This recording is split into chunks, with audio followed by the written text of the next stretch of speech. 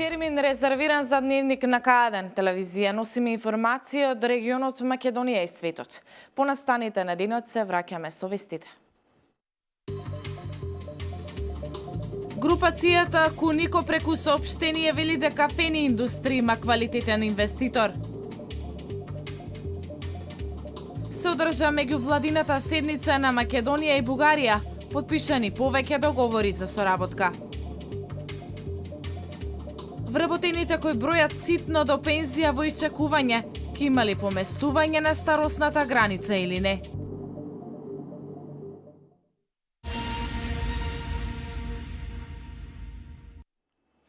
Фени Индустри има квалитетен инвеститор кој со поевтина струја и доволно капацитет ќе ги рестартира процесите и ќе ги сервисира долговите. Со повлекување на блокадите од банките и сопирање на предстачајната постапка, инвеститорот ќе може да почне со рестартирање и сервисирање на своите обврски, порачуваат од Кунико Груп, сегашниот собственик на Фени. И додека потенцијалните инвеститори прават увид на состојбата во комбинатот Фени Индустри, денеска од Кунико Груп, кој се уште е собственик на Фени, излегоа со соопштение во кое велат дека компанијата има квалитетен инвеститор кој со поевтина струја и доволно капацитет ќе ги рестартира процесите и ќе ги сервисира долговите. Со повлекување на блокадите од банките и стопирање на предстечајната постапка, инвеститорот ќе може да почне со рестартирање и сервисирање на своите обврски. Во моментов велат од Кунико Груп, инвеститорот не може да ги уплати средствата за плати и оперативно работење на сметката на Фени, затоа што сите би биле повлечени од банките. Затоа од Кунико посочуваат Фени Индустри има собственици, а тоа не се банките, кои обезбедија инвеститор што е спремен да ги инвестира бараните средства, но не во банките, туку во производствениот процес, вработените и останатите доверители, да обезбеди поевтина електрична енергија и да ги сервисира сите долгови кон останатите доверители, пред се компаниите и вработените кои живеат во Кавадарци. Во целост се согласуваме, нагласуваат во соопштението, со констатацијата на банките за потребните 20 милиони евра за рестартирање на Фени Индустри. Фени се уште има собственик кој диктира кој и на кого ќе продава и само тој собственик може да одлучува што ќе прави со компанијата.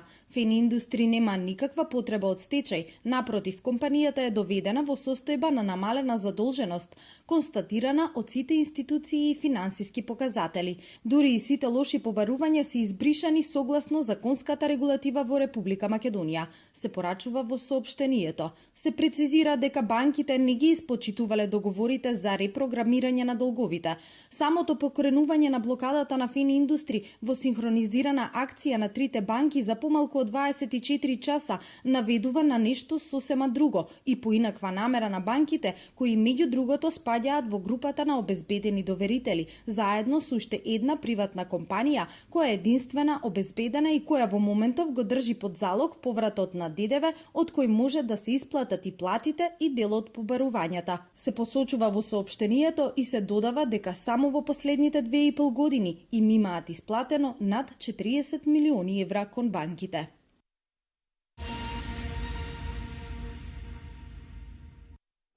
Старосната граница за пензионирање во Македонија е пониска отколку што е просекот во Европа, пишува Меѓународниот монетарен фонд во препораките за економијата на земјава. Ке има ли промена на старосната граница за пензионирање и дали Министерството за труд и социјална политика планира да ја прифати препораката на ММФ? Министерката за труд и социјала Мила Царовска во изјава за новинарите изјавила дека во суштина препораките не се однесувале на зголемување на старосната граница. Вработените кои се на година или две пред пензија во исчекување на одлуката, дали гласините за зголемување на старосната граница за одење во пензија ќе испаднат реалност или како што тие велат, лоша шега. Обидот пред камерата на К1 телевизија да разговараме со вработен кој брои ситно до пензионирање беше неуспешен. Зад камерата многумина велат дека слушнале и за препораката на ММФ за поместување на границата.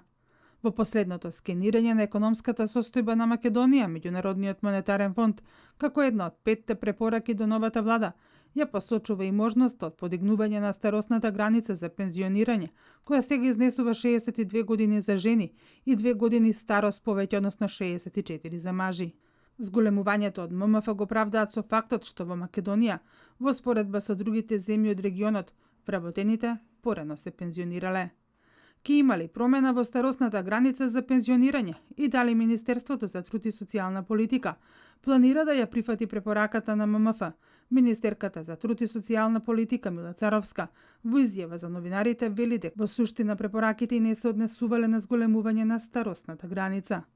Таа ги нагласува напорите на владата за стабилизација на фондот за пензиско инвалидско осигурување, напоменувајќи дека тие се грижеле за достоинствена пензија на сегашните, но и на идните пензионери.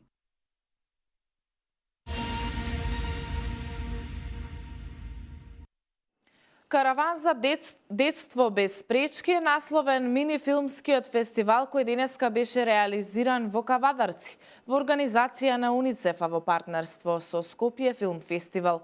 Целта е да се промовираат правата и способностите на децата со попреченост. Активностите се дел од новата фаза од кампањата Биди фер за детство без пречки, во која се става акцент на потребата да се ослободи потенцијалот во секое дете. Кавадарци денеска беше домаќин на мини-филмскиот фестивал, кој е во организација на УНИЦЕФ, а во партнерство со Скопје Филм Фестивал. Фестивалот е насловен Караван за детство без пречки, а целта е да се промовираат правата и способностите на децата со попреченост. Деца, родители, наставници и други имаа можност да погледнат неколку меѓународни реномирани анимирани филмови поврзани со попреченоста кај децата, различностите и инклузијата. Кавадарци како општина сегаш била транспарентна и во делот на соработка за овие вакви манифестации.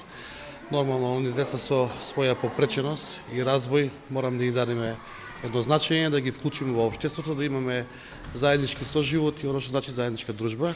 Еве, денеска општина Кавадарци како еден од поддржувачите на проектот, тука сме да го отвориме фестивалот за да може да направиме една заедничка цел. Повеќе радости да ги израдуваме тие дечиња. Активностите се дел од новата фаза од кампањата Биди фер за детство без пречки, во која се става акцент на потребата да се ослободи потенцијалот во секое дете. Представникот на УНИЦЕФ во земјава, Бенџамин Перкс, пред присутните рече дека сите имаат подеднакви права. Биди фер за детство без пречки, порача тој. Оно што се обидуваме да го направиме е да се создаде општество кое во целост ги прифати децата со попреченост и општество во кое правата и потребите на децата ќе бидат во целост опфатени. Втората причина е што сакаме јасно и гласно да се слушне за потребите и правата на децата со попреченост и затоа сме заедно со градоначалникот Кавадарци и затоа и го правиме овој настан денес. Во рамки на настанот, деца и млади со попреченост зборуваа за своите надежи и планови, за предизвиците на кои наидуваат и за потребата од промена во односот на општеството кон попреченоста. Во наредните денови караванот ќе посети неколку други градови.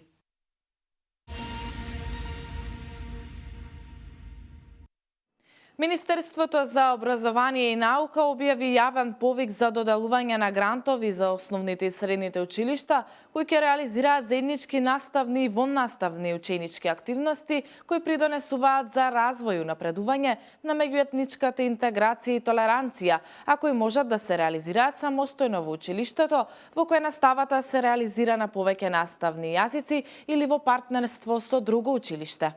Дијана Иванова со деталите. Основните и средните училишта во Македонија може до Министерството за образование и наука да поднесуваат апликации за да бидат дел од проектот за развој на мултикултурализмот, меѓуетничката интеграција и толеранцијата. Јавниот повик веќе е објавен и според планот за учебната 2017-2018 година планирано е исплата на 90 грантови во висина од по 30.000 денари, односно ќе бидат финансирани 65 основни и 25 средни училишта. Пристигнатите апликации ќе се разгледуваат од страна на Комисија за вреднување на апликациите. Еден од условите за учество на овој јавен повик е училиштата да обезбедат сопствено учество од најмалку 10%. Од Министерството за образование и наука потврдуваат дека целта на овие грантови е да се поттикнат активностите што ќе ги промовираат добрите практики на активности во кои се негуваат хармоничните односи кои се темелат на почитување на разликите. Сето ова е во насока на градење мултиетничко и мултикултурно општество, со што се овозможува градење на современи, успешни и ефикасно воспитно образовни услови кои што ќе промовираат мултиетнички и мултикултурни вредности. Заинтересираните училишта апликациите може да ги поднесуваат до 21 декември оваа година во Министерството за образование и наука, додека сите планирани активности треба да завршат во учебната 2018 година.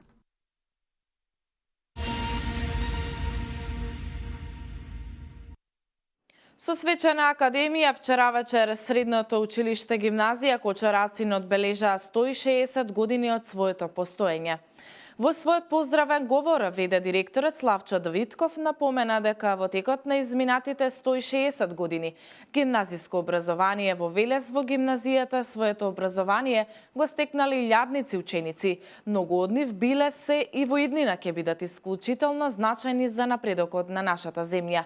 Тие не задолжиле да го негуваме и почитуваме дигнитетот на оваа образовна институција. Предизвик е да се остане доследен продржувач на толку успешна институција, која го носи епитетот една од најстарите гимназии, не само во Македонија, туку и на Балканот. Пред присутните во салата Бели Мугри, свој обраќање имаше и градоначалникот Аце Коцевски. Тој во својот говор потенцираше 16 децении колективната меморија на Велес и Македонија ги чува во себе моментите од создавањето и растежот на Велешката гимназија, прв интелектуален вруток, прва суштествена промисла и првиот чекор кон организирано образование во државата. Во вакви мигови во целост имаме културната и реформаторската димензија на Велес во историјата на македонскиот народ.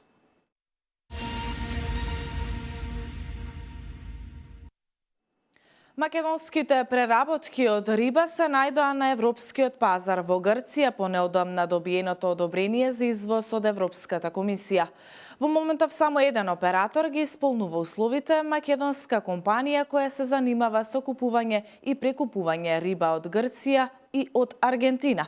Во Агенцијата за храна и ветеринарство се регистрирани 120 одгледувалишта на риба. Од нив 36 се за краб, 59 за пастрмка и 22 се пасивни одгледувалишта. Во продолжение вестите од Македонија. Со подпишување заедничка декларација во која се нотирани сите заложби за унапредување на соработката во сите сфери и со подпишување на 9 билатерални договори, заврши првата заедничка седница на владите на Република Македонија и Република Бугарија, што се одржа денеска во Струмица. Премиерот на Бугарија Бојко Борисов на заедничката пресконференција со македонскиот премиер Зоран Заев ја нагласи поддршката кон Македонија за членство во Европската унија и НАТО. Сега е моментот да се искористи бугарското председателство, потоа и австриското, и романското, и хрватското. Близу 2 години темата Западен Балкан не само да се држи во внимание на сите наши колеги во Европа, но и реално да се придвижи нанапред. Убеден сум дека после не повеќе 2-3 месеца ќе успееме да го намалиме роумингот и луѓето да можат мирно да се изборат помеѓу двете страни. Премиерот Заев нагласи дека заедничката декларација е базирана во духот на отвореноста и довербата, меѓусебното почитување и разбирање со нагласување на важноста на активната регионална соработка, како основа за трајна стабилност во југоисточна Европа. Застанавме едни до други со подпишаниот договор за пријателство, добрососедство и соработка, а со денешната владина седница активиравме уште еден од моторите кои треба да го повлечат целиот регион напред. Оваа свест што ја имаме како влади за нашата историска одговорност да одговориме на моментот што отвара перспективи е значајна за нашите билатерални односи, е значајна за евроинтеграциите на Македонија, е значајна за евроинтеграциите на регионот. Инаку договорот за добрососедство помеѓу Македонија и Бугарија може да стапи на сила до крајот на годината, најавија министрите за надворешни работи на Македонија и Бугарија Никола Димитров и Екатерина Захариева во рамки на првата заедничка седница на владите на двете земји. Двајцата први дипломати изјавија дека ќе вложат напори парламентите на двете земји, што е можно поскоро да го ратификуваат договорот.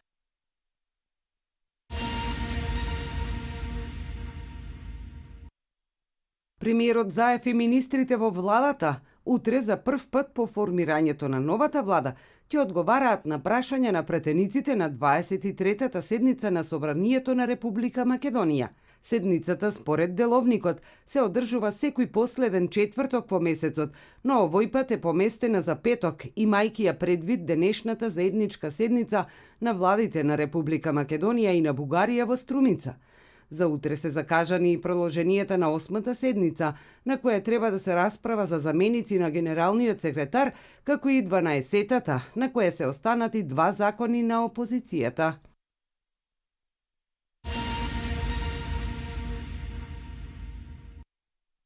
Факултетот за безбедност при Универзитетот Свети Климент Охридски одбележа 40 години од постоењето на оваа високообразовна институција. 4 децении екзистирање на овој факултет значат голема истрајност, научно љубопитство, истражување и секакво воспитување и образување на генерации академски граѓани, рече министерот Оливер Спасовски во своето обраќање на свечената академија.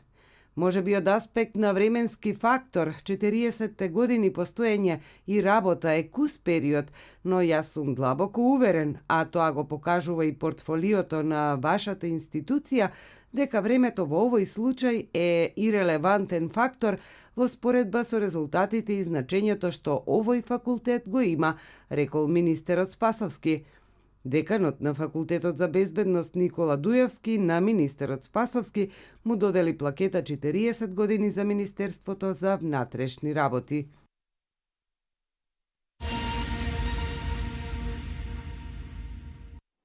Институтот за јавно здравје во Ниш денеска објави епидемија на мали сипаници на клиниката за детски интерни болести во клиничкиот центар во тој град.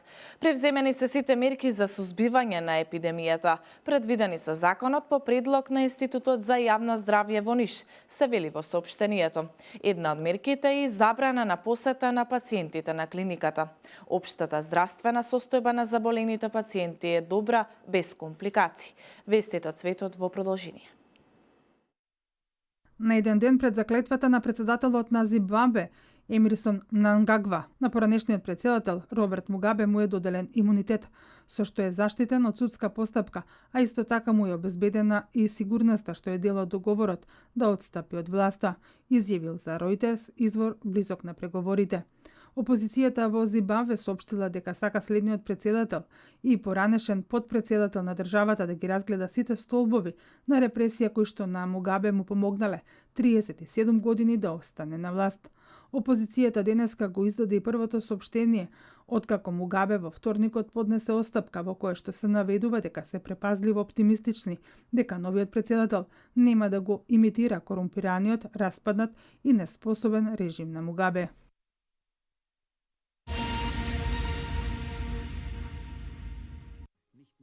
На германските аеродроми ќе има и грчки полицајци. Ова е само една од безбедносните мерки кои што ги презема Германија поради страв дека меѓу патниците може да има криминалци па дури џихадисти.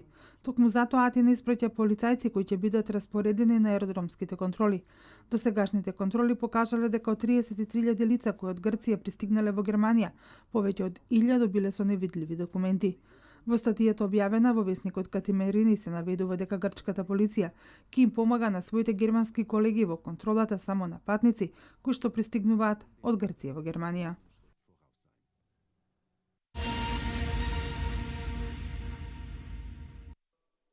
Русија и нуди помош на Аргентина околу потрагата на исчезнатата подморница, како што пренесуваат тамошните медиуми. Рускиот председател Владимир Путин го охрабрувал својот аргентински колега председателот Марусио Макри, посочувајќи ја подготвеноста за помош во потрагата и спасувањето на подморницата Сан Хуан. Во соопштението од Кремљ се наведува дека Министерствата за одбрана на двете земји ќе одржуваат контакти во врска со прашања околу подморницата која исчезна на 15 ноември во водите на Атлантскиот океан. Во неа се наоѓале 44 членови на екипажот.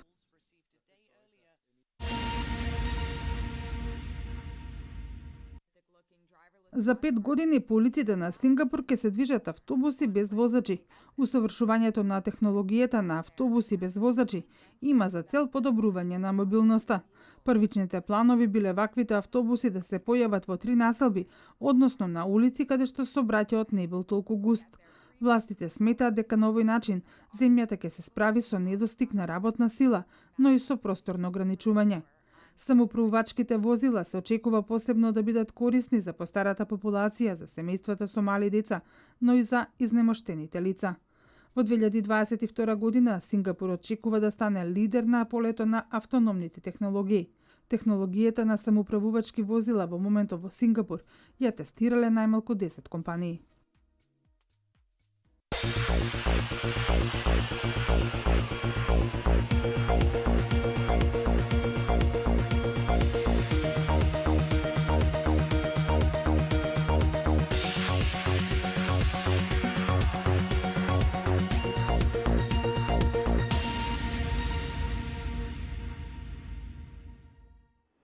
Времето денеска сончево со мала облачност и со слаб ветер претежно од јужен правец. Температурата во интервал од 11 до 16 степени. До сабота ќе се задржи стабилно и суво време по котлините со појава на магла, особено во предпладневните часови, соопшти УХМР. В недела попладне најпрво во западните делови ќе има врнежи од дожд, а на планините снег. Во текот на ноќта кон понеделник врнежите ќе преминат во снег и на некои повисоки места. Врнежи од дожд и снег има и в понеделник предпладне, а преку денот ќе дува засилен северен ветер кој ќе предизвика пад на температурите. Ова беше последната информација за овој дневник. Ви благодарам за вниманието и останете со програмата на КАД. Пријатно!